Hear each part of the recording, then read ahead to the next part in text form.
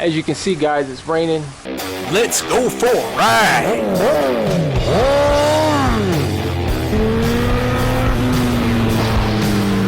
You are watching CycleCruza's all-in-one motorcycle channel. Subscribe today. CycleCruza videos brought to you at 6 a.m. Eastern Standard Time. So I can't ride, so unfortunately I'm just going to have to do a review on the modifications that I've done on my WR250r. Tell you, I absolutely love this bike. If I had to sell one of these bikes between the CBR 1000 WR and this WR, I'd sell the CBR. I love this bike, don't get me wrong, but this bike is worth its weight in gold. This is the ultimate bug out bike. I can ride on-road and off-road anytime, and it does it well. I can ride gnarly single tracks. I can even mess around at the MX track. Could take it on the highway in 6 gears. It's butter smooth on the highway. It's got plenty of power for me.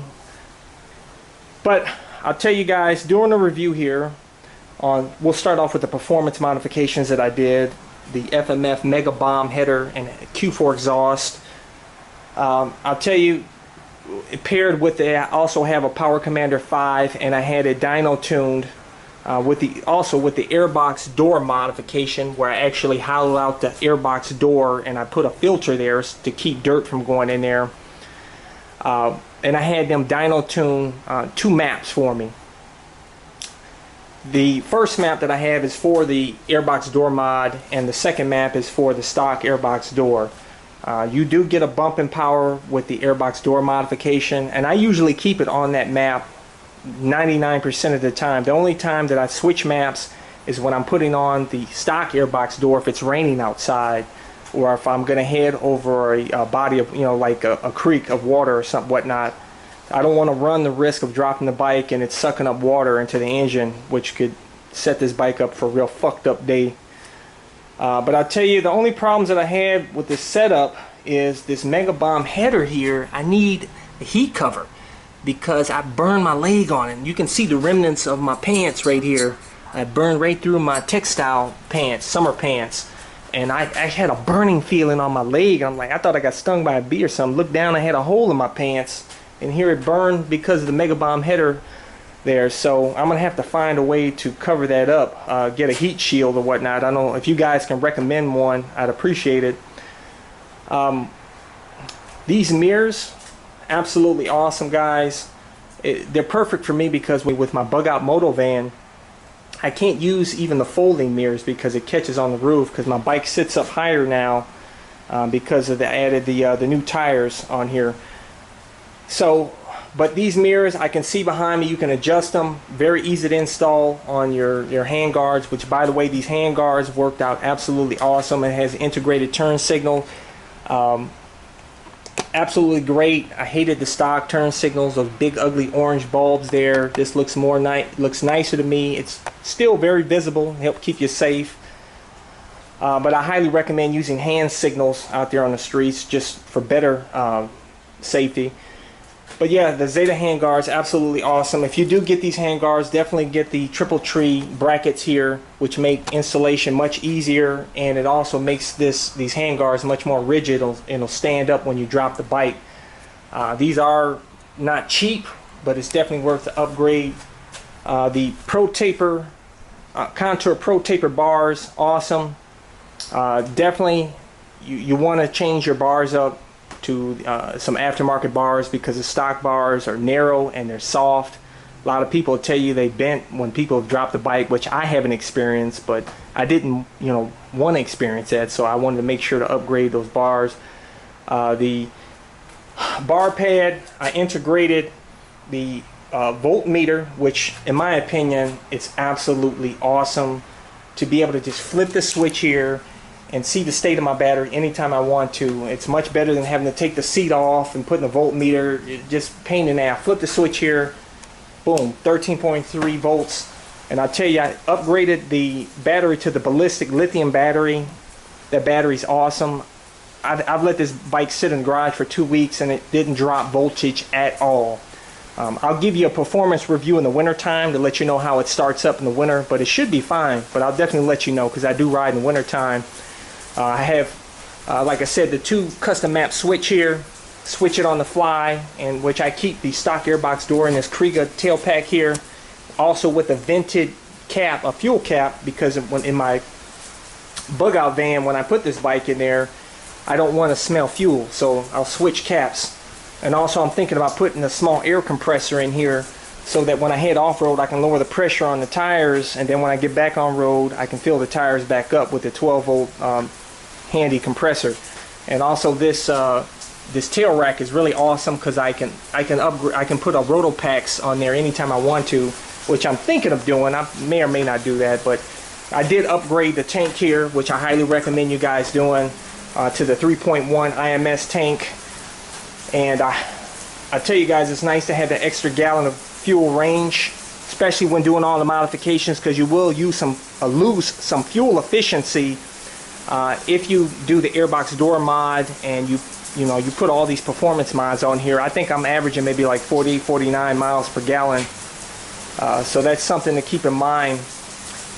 Also, I have heated grips on here, which I haven't used yet. I've turned them on, and they heat up really nice, but I haven't used them. There hasn't been any cold days. Right now it's summertime, but I'll give you a future review on that.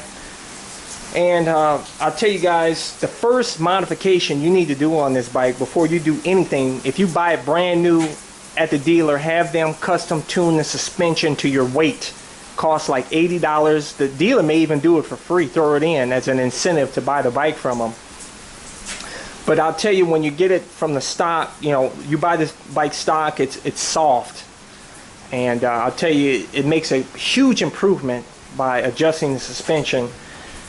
Also, another mandatory modification you need to do is you need to change the sprocket.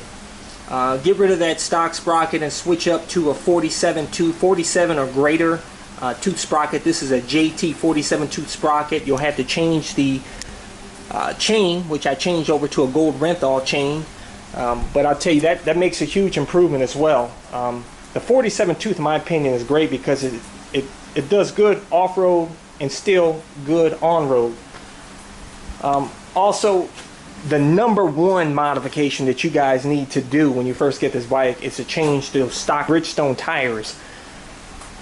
Switch over to a Pirelli Scorpion MT21 front tire and a Dunlop D606 rear tire. That's one of the best upgrades you can do, guys, because those stock tires suck. These are awesome on road and off-road.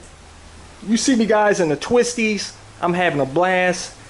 No problems, butter smooth. I get out on the off-road and these grip well. I've had no problems whatsoever. Love them. Another modification you need to do here is this Flatlands skid plate, or any other better skid plate than the stock shitty skid plate that it comes with. But I'll tell you guys, some of you guys complain about vibrations or rattling because of the metal on metal contact. The easy way to beat that is just use this here. This is like a weather seal here. It has padding and adhesive on the back. Line the frame before you put this on. Bada boom, bada bang. Cures that. You'll have no problems whatsoever. I've got no vibration issues, no noise issues, none of that. Works fantastic. Also, you might want to upgrade here to this Flatlands Radiator Guard, because I'll tell you, if you drop your bike, bust the radiator, you're going to have problems. The bike's going to have a real fucked up day, and you're going to wish you had this. Just go ahead and get this done. It's kind of a pain in the ass to install, but it's highly worth it. And I'll tell you guys that also what you want to do in conjunction with getting new tires, switch over to heavy duty inner tubes to avoid pinch flats. And they recommend that when you change tires, you change tubes anyhow. So that's something I highly recommend. Also, this is coming real handy. These spoke guards, very inexpensive, cheap mod. It keeps I tell you, the spokes get really grimy, guys, and it's real pain in the ass to clean the spokes on this bike. Since I put these guards on here, it absolutely very easy to clean. Almost I can just rinse it off and dirt comes right off, no problem. Saves time, and it looks cool too. You can get different colors. I know some of you guys like to do the 2 combo colors and do all the fancy stuff to it. I just put the black because I like the whole white and black thing. But also, as far as the Fender Eliminator kit, awesome here. It has the This is the DRC with the smoked turn signals and tail light. You can even upgrade the kit so that it flashes, which I'll probably do in the future. Sport where you're riding 50% road, 50% off-road, I highly recommend getting the Seat Concepts seat. So much more comfortable. They have two different, you can get a low seat height or just a regular seat height. I went actually with the lower seat height, and but I love this seat. It's very comfortable, and yet it's stiff enough so that when you're riding off-road, it's still great. Also, the headlight, I switch over to LED headlight. Absolutely love it. Brightens up the road so much brighter, brightens the trails up. Highly recommend it. But like I said, if you want to get any of these modifications, just go to the description and comment section of this video, and for a complete list, go to my website, CycleCruza.com, click on the menu tab, My Mods, and you'll see a complete listing there. Also, I have a link on the website for my gear with all my camera and gear that I use. Full, complete, detailed list over my website. If you want to see more of my videos, click on the menu tab, My Videos. All my videos are categorized in various playlists. Hopefully you can find something that will inform you or entertain you. Hey, subscribe to my All On Motorcycle channel. Hit thumbs up if you like this video. Share this video with your friends. And appreciate all you guys.